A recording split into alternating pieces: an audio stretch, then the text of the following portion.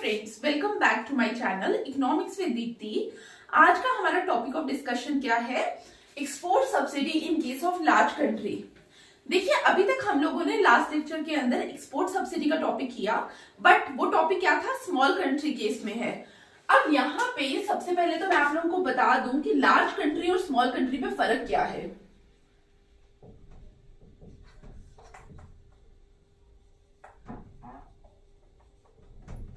देखिए, जब भी हम स्मॉल कंट्री या लार्ज कंट्री की बात करते हैं तो सबसे पहली चीज आप लोगों को क्या पता होना चाहिए कि स्मॉल कंट्री के केस में हम क्या बोलेंगे? It can not alter the prices. Global level के अंदर ये प्राइसेस को ऑल्टर नहीं कर पाती, या आप लोगों को अभी तक मैंने काफी वीडियोस में बताया है कि it can not alter the terms of trade. But large country के केस में आप सबको पता होना चाहिए कि टर्म्स ऑफ ट्रेड जो है वो ऑल्टर होंगे। पहली बात। दूसरी बात कि लार्ज कंट्री की जब भी बात करेंगे हम, उसके पास प्रोडक्शन कैपेसिटी जो है दैट इज एम्पल, बहुत ज्यादा प्रोडक्शन कैपेसिटी है। जब मैंने बोला प्रोडक्शन कैपेसिटी बहुत ज्यादा है, इसका मतलब क्या हुआ? यहाँ पे वो सप्लाई को बहुत ज्यादा क्रिएट कर सकती है, ठीक है, पहली चीज। और दूसरी चीज, उसके पास बहुत ज्यादा मार्केट है। क्लियर? दो चीजें। और स्मॉल कंट्री की जब भी हम बात करेंगे, आपको क्या याद रखना है? उसके पास कंपैरेटिवली सप्लाई लेवल कम है, वो उसके पास प्रोडक्टिव कैपेसिटी कम है, और दूसरी चीज उसके पास मार्केट भी कम है।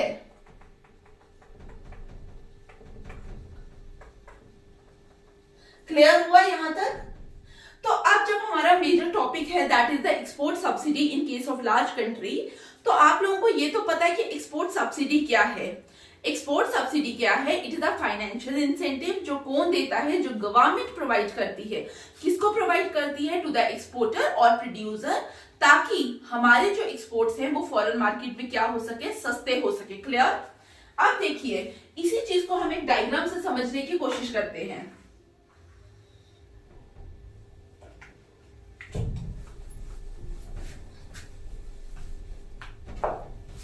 यहां पे हम क्या कर रहे हैं? हम दो मार्केट्स लेंगे। Number one is the home market and number two is the world market.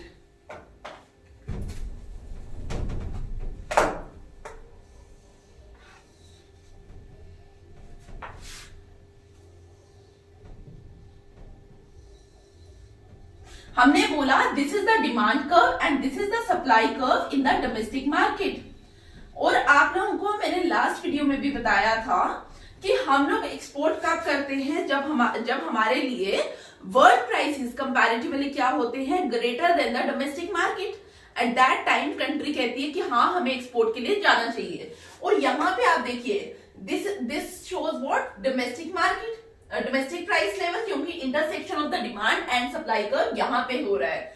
और जब हमने बोला कि कंट्री एक्सपोर्ट के लिए जाएगी, मैंने आप लोगों को क्या बताया? वर्ल्ड प्राइसेस क्या होने चाहिए? ग्रेटर देन होने चाहिए किसके? डोमेस्टिक मार्केट के।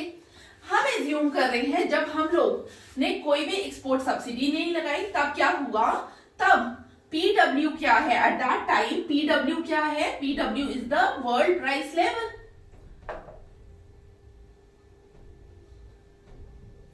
ठीक है, हमने बोला उस समय पीडब्ल्यू क्या है? World price level. और मैंने आप लोगों को बताया यहां पे क्या है? Free trade level.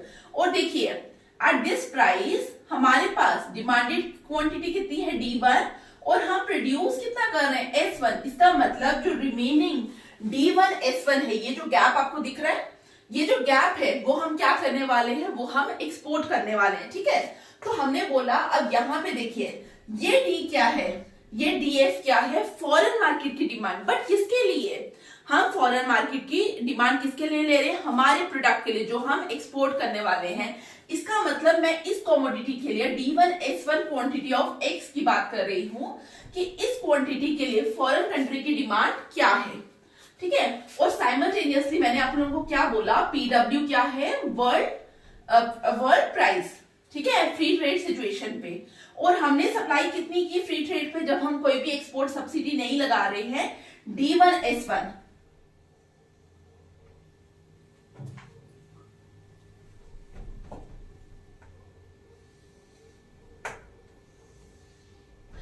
ठीक है, दिस इज S1 जो क्या है, सप्लाई है D1 S1 कमोडिटी की, जब हम लोग क्या कर रहे हैं, फ्री ट्रेड कर रहे हैं, जब कोई भी एक्सपोर्ट सब्सिडी नहीं लगाई जा रही है गवर्नमेंट के द्वारा। लेकिन अब हमने क्या बोला, गवर्नमेंट क्या करेगी, गवर्नमेंट ने क्या प्रोवाइड करना है, एक्सपोर्ट सब्सिडी, एक फाइनेंशियल इंसेंटिव प्रोवाइड करना है किसको, to the producer, to the exporter, such that हमारे फॉरेन में क्या हो, हमारा जो प्रोडक्ट एक्सपोर्ट हो उसके प्राइसेस क्या हो, कम हो। ठीक है, अब देखिए जब हमने बोला कि हमने प्राइसेस कम करने, तो अल्टीमेटली क्या होगा, लॉ ऑफ डिमांड क्या कहता है, फॉरेन में क्या होगा, हमारे प्रोडक्ट की क्वांटिटी डिमांडेड इंक्रीज होगी, पहली बात। दूसरी बात, हम लोगों ने क्या किया, गवर्नमेंट क्या कर रही है, गवर्नमेंट इज प्रोवाइडिंग सब्सिडी। जब गवर्नमेंट सब्सिडी प्रोवाइड कर रही है तो हमारे कंट्री में जितने एक्सपोर्टर्स बैठे हैं उनको पता है कि मुझे वहां पे क्या मिल रहा है, एक फाइनेंशियल इंसेंटिव मिल रहा है गवर्नमेंट के थ्रू। तो वो लोग क्या करेंगे, वो ज्यादा प्रोडक्शन करेंगे, किसके लिए, एक्सपोर्ट के लिए। तो वहां पे क्या हो जाएगा, फॉरेन में क्वांटिटी सप्लाई भी बढ़ने वाली है। क्लियर। तो देखिए हमने बोला जब गवर्नमेंट ने एक्सपोर्ट सब्सिडी दी, कितनी export subsidy the, export subsidy is S. ठीक है, तो एस एक्सपोर्ट सब्सिडी देते ही क्या होने वाला है, प्राइस कम होने वाले हैं।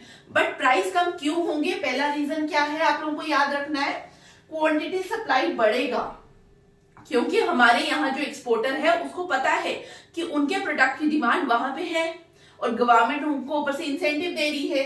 तो जब वो क्वांटिटी सप्लाई बढ़ाएंगे तो यहां से भी क्या हो जाएगा, प्राइसेस कम हो जाएंगे इन द फॉरेन मार्केट, और गवर्नमेंट ने सब्सिडी दी। दो रीजन हुए। तो अल्टीमेटली हम बोल रहे हैं कि अब जो न्यू प्राइस आ रहा है वो यहां पे है P1 मार्क कर लीजिए। बट ये न्यू प्राइस क्यों आया, बिकॉज क्वांटिटी जो सप्लाइड है किसकी, हमारे यहां से जो एक्सपोर्ट है उसकी क्वांटिटी सप्लाई भी बढ़ी, S1 से S2 होगी। क्लियर हुआ यहां तक। अब देखिए this is price after providing export subsidy. ये तो हमने बात की किसकी, वर्ल्ड मार्केट की। बट अब हम किसकी बात करेंगे, अब हम बात करेंगे डोमेस्टिक मार्केट की। ठीक है, देखिए वहां पे क्या हुआ, एक्चुअल में जो हमारे यहाँ का एक्सपोर्टर है उसको कितना प्राइस मिल रहा है, दिस इज द P1। ठीक है, तो यहाँ पे क्या है, P1 प्राइस है जो किसको मिल रहा है, जो एक्सपोर्टर को मिल रहा है, कितना, कहाँ पे, फॉरेन मार्केट पे। बट अगर आप ध्यान से देखिए उसको इसके साथ क्या मिल रही है, एक सब्सिडी मिल रही है। तो अल्टीमेटली जो उसके पॉकेट में आ रहा है that is what, that is P1 plus S। ठीक है, अगर हम वर्ल्ड मार्केट की कंडीशन देखें तो हमारे एक्सपोर्टर को टोटल कितना आ रहा है पॉकेट में, P1 plus S। Now what about the domestic market.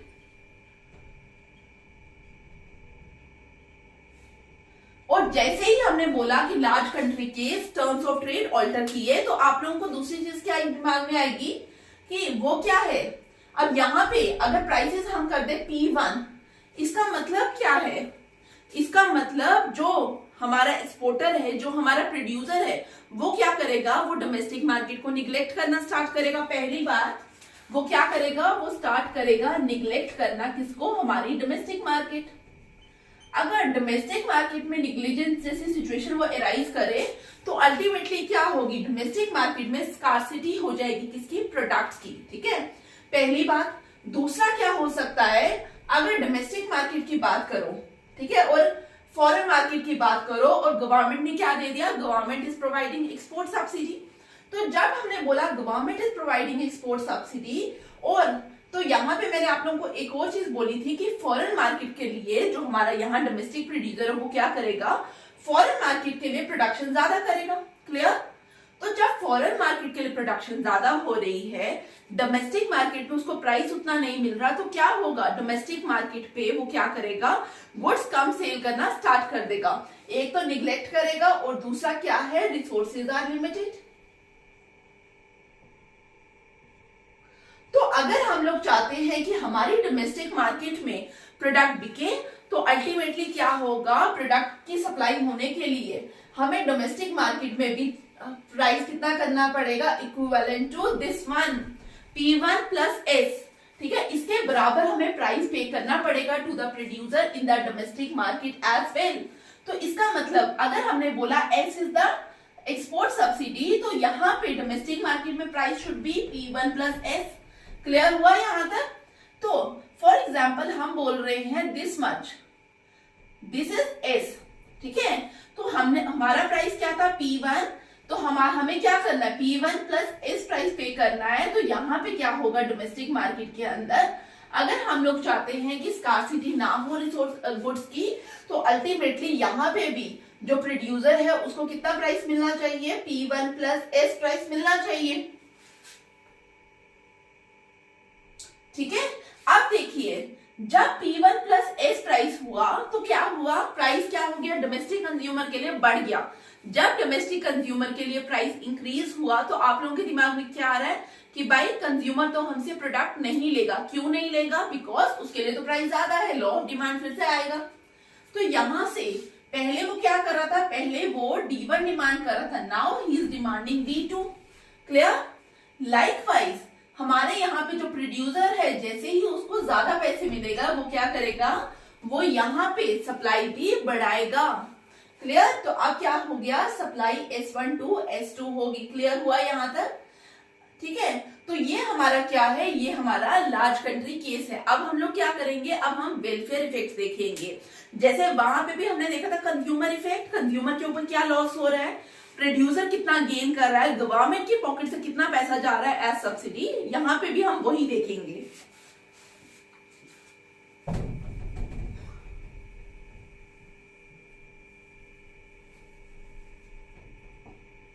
अगर आप इस फिगर को ध्यान से देखिए तो यहाँ पे देखिए पहले जब प्राइस कितना था, PW प्राइस था, कंज्यूमर कितना वेलफेयर, कंज्यूमर का जो सरप्लस था वो कितना था, P1 A B, ठीक है, सॉरी, पहले जब प्राइस PW था, वर्ल्ड प्राइस PW था, एट दैट टाइम कंज्यूमर जो हमारे डोमेस्टिक कंज्यूमर था वो कितना सरप्लस एंजॉय कर रहा था, he was enjoying surplus equal to PW AB, but जैसे ही प्राइस इंक्रीज हुआ from PW to P1S, now consumer क्या कर रहा है, कंज्यूमर का सरप्लस कितना हो गया, P1 प्लस एस AC।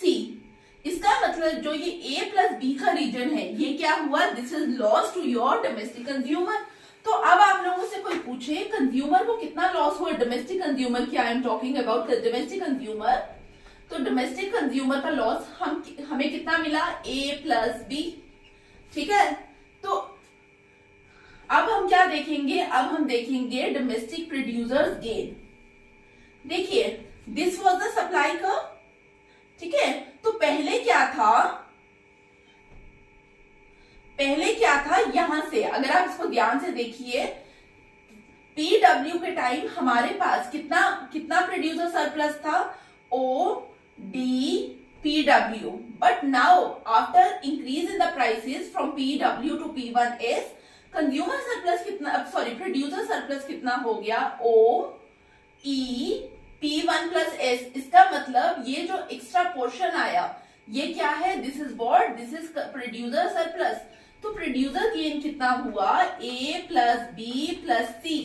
तो आपको क्या देखने को मिला, कंज्यूमर को कितना लॉस हुआ, A प्लस B, बट वहीं पे प्रोड्यूसर ने कितना गेन किया, A plus B plus C, clear. अब हमें क्या देखना है, कॉस्ट ऑफ सब्सिडी, जो किसको पड़ेगी, जो गवर्नमेंट को पड़ेगी। कॉस्ट ऑफ सब्सिडी मैंने आप लोगों को लास्ट क्लास में भी निकालना सिखाया था। कॉस्ट ऑफ सब्सिडी हम लोग किस तरीके से कैलकुलेट करते हैं, it is the amount of subsidy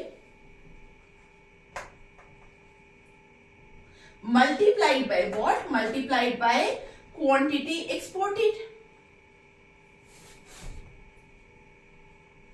अब देखिए यहां पे सब्सिडी क्या है, subsidy is what, subsidy is S, ठीक है। यहां पे P1 plus S minus P, that is S, into अब हम कितना एक्सपोर्ट कर रहे हैं, अब हम एक्सपोर्ट कर रहे हैं D2S2 multiply by D2S2। D2S2 को अगर आप ध्यान से देखिए तो ये क्या हुआ, अगर मैं इसको मार्क कर लूं, इसका मतलब FG मल्टीप्लाई बाय S, ठीक है, इसको भी मार्क कर लेते हैं, इंटू HI। इसका मतलब कौन सा एरिया आया आपका, HI is equal to CF। इसका मतलब अगर आप यहां ध्यान से देखिए बी सी, इसको मार्क करिए डी ई एफ जी, ठीक है, ये सारा जो एरिया है this is what, this is the cost of subsidy, जो कौन दे रहा है, जो गवर्नमेंट दे रही है, ठीक है। तो आप लोगों को क्या पता चला, consumer loss, producer gain and cost of subsidy. अब देखिए हम लोगों को ये पता चल गया डोमेस्टिक कंज्यूमर को कितना लॉस हुआ, प्रोड्यूसर को कितना गेन हुआ और कॉस्ट ऑफ सब्सिडी कितनी पड़ी, ठीक है। और कॉस्ट ऑफ सब्सिडी क्या मैंने आप लोगों को बताया, ये वाला एरिया मतलब B C D E F G, this was the area जो क्या है कॉस्ट ऑफ सब्सिडी।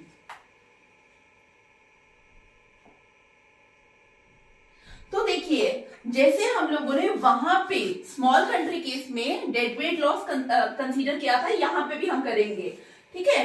तो अल्टीमेटली अगर रीडिस्ट्रीब्यूटिव इफेक्ट देखा जाए तो वो क्या होगा, कंज्यूमर को लॉस हो रहा है, इसलिए मैं क्या लिखूंगी माइनस ए माइनस बी, ठीक है। नेगेटिव स्टैंड फॉर लॉस, जो किसको हो रहा है, कंज्यूमर को हो रहा है। प्रोड्यूसर को गेन हो रहा है, इसका मतलब प्लस ही आने वाला है। और लास्ट क्या है, कॉस्ट ऑफ सब्सिडी, कॉस्ट पड़ रही है, इसका मतलब यहां पे भी क्या आएगा, नेगेटिव, माइनस बी माइनस सी minus D minus E minus F minus जी। अब यहां से आप कैंसिल करने की कोशिश करिए,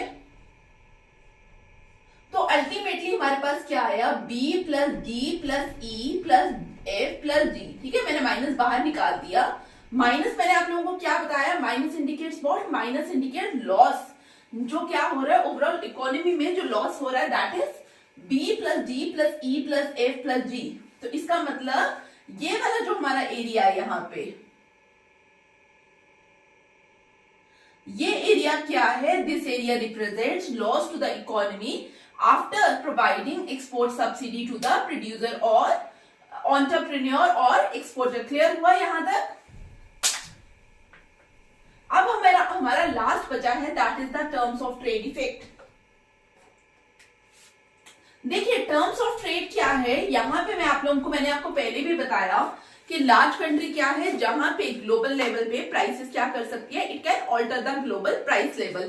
तो टर्म्स ऑफ ट्रेड आप लोगों को याद होगा, price of export divided by price of import, ठीक है। इसका टर्म्स ऑफ ट्रेड की क्लास का लिंक भी मैं आपको डिस्क्रिप्शन बॉक्स में प्रोवाइड कर दूंगी, तो प्लीज उसको भी देखिए। तो यहाँ पे हमने क्या बोला, एक्सपोर्ट सब्सिडी के बाद क्या हो रहा है, प्राइस ऑफ एक्सपोर्ट क्या कर रहा है, फॉल कर रहा है। जब आपका न्यूमिनेटर फॉल कर रहा है, इसका मतलब क्या है, टर्म्स ऑफ ट्रेड क्या हो रहे हैं, फॉल हो रहे हैं। तो याद रखें कि लार्ज कंट्री पे क्या होता है, टर्म्स ऑफ ट्रेड फॉल करते हैं।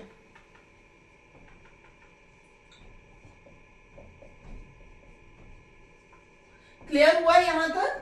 अब अगर टर्म्स ऑफ ट्रेड की बात की जाए तो टर्म्स ऑफ ट्रेड हमारे यहां पे कितने आएंगे, देखिए जो प्राइस था इसके लिए वर्ल्ड लेवल के लिए वो कितना था, पहले PW था, free trade price, now it change to P1, ठीक है। यहां से PW से हम कहा है P1 पे, इसका मतलब this much is the fall in price.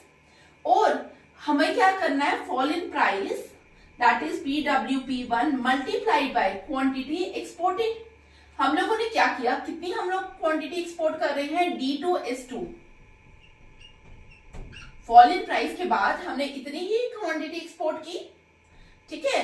तो अब यहां पे देखिए D2S2, इसका मतलब FG into PW P1। PW P1 कहीं ना कहीं आपका क्या एरिया, ये वाला एरिया,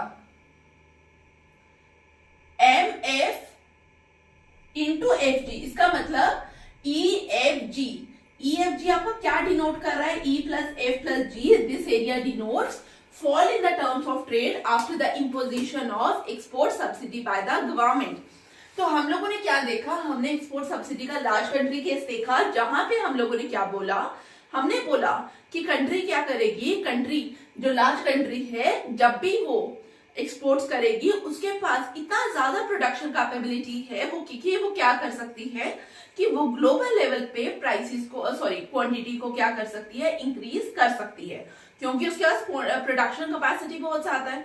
जब हमने बोला कि वो प्रोडक्शन को इंक्रीज कर सकती है, इसका मतलब क्या हुआ, इसका मतलब है कि हमारी सप्लाई क्या हो जाएगी, फॉरेन मार्केट पे शिफ्ट हो जाएगी आउटवर्ड, और जैसे ही सप्लाई बढ़ेगी प्राइसेस भी कम होंगे।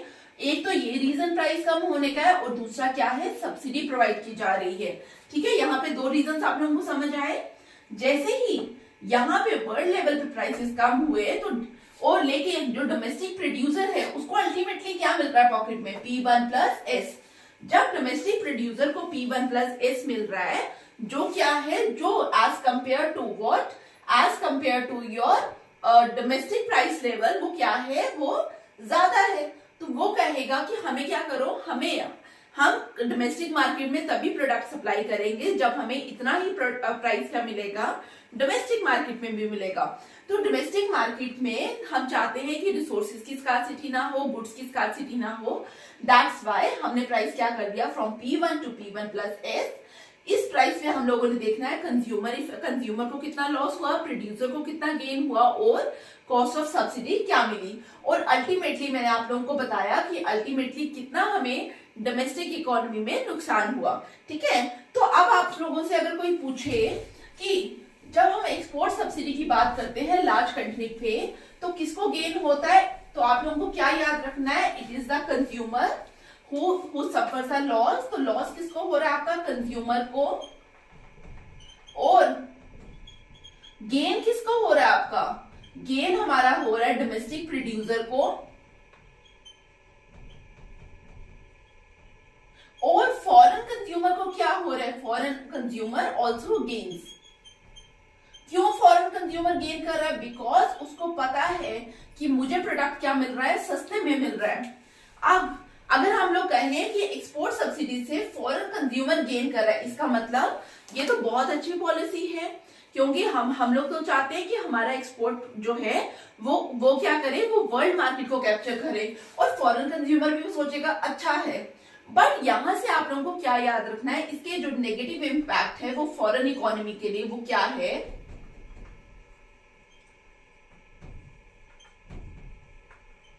फॉरेन इकोनॉमी के अंदर क्या होने वाला है। देखिए, फॉरेन इकोनॉमी के अंदर अगर हमारे यहाँ का प्रोडक्ट बिकना स्टार्ट हो जाएगा, इसका मतलब वहां के जो प्रोडक्ट्स हैं उनकी डिमांड मार्केट में क्या हो जाएगी, फॉल करेगी। तो फॉरेन कंट्रीज की जो डोमेस्टिक प्रोडक्ट प्रोड्यूसर है वो सफर करेगा। ठीक है, तो foreign countries producer will suffer, और अगर फॉरेन कंट्री का प्रोड्यूसर सफर करेगा, इसका मतलब उसके पास कोई इंसेंटिव नहीं है to produce more and more commodity in their country. तो अगर उसके पास कोई मोटो ही नहीं है, इसका मतलब कहीं ना कहीं अनएम्प्लॉयमेंट भी बढ़ने वाला है, और अनएम्प्लॉयमेंट बढ़ेगा, जीडीपी फॉल करेगा। तो देखिए किस तरीके से एक लॉस होगा। तो फॉरेन जो आपकी कंट्री है वो क्या कर सकती है, वो यहाँ पे काउंटर वेलिंग ड्यूटीज लगा सकती है। क्या करेगी, याद रखना, काउंटर वेलिंग ड्यूटीज। मैंने आप लोगों को जब ट्रेड बैरियर्स पढ़ाया है वहां पे मैंने काउंटर वेलिंग ड्यूटीज के बारे में आप लोगों को बताया है, तो वहां पे प्लीज देखिए, उसका लिंक भी आप लोगों को डिस्क्रिप्शन बॉक्स में मिल जाएगा, तो वहां पे भी आप देख सकते हैं। So this is all about the today's lecture. I hope आज का लेक्चर आप लोगों को वैल्यूएबल लगा हो। अगर फिर भी आपको कोई प्रॉब्लम है तो प्लीज कमेंट बॉक्स पे लिखिए, टेलीग्राम चैनल पे आप लोग जुड़िए, इंस्टाग्राम पे जुड़िए। Thanks for watching.